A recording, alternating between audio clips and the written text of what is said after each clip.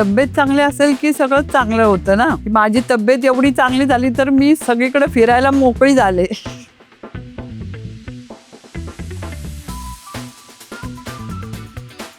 माझं नाव साधना जयराज वांजळे.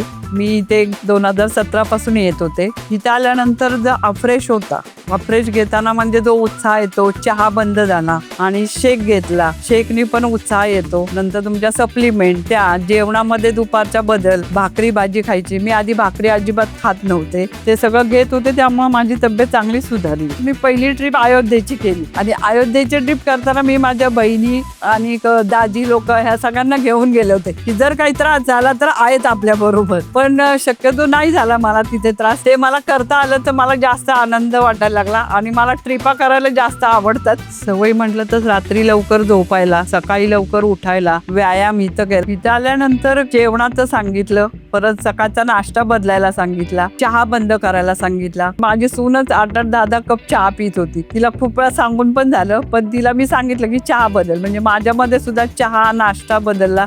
दुपारच्या जेवणामध्ये भाज्या, कडधान्य, नंतर सॅलड सांगितलेलं. ते खाल्ल्यानंतर काय परिणाम होतात पोटामध्ये, म्हणजे त्रास काय होतो किंवा नाही होत ते कळलं. त्यामुळं असं वाटायला लागलं की नाही, आपण आपल्या शरीराकडे जास्त लक्ष दिलं पाहिजे आणि दुसऱ्यांना पण सांगितलं पाहिजे. ते जास्त आवडतं आणि कम्युनिटी पण खूप छान आहे इथली. त्यामुळं इथे रोज यायला आवडतं. एकत्र आलं की छान वाटतं.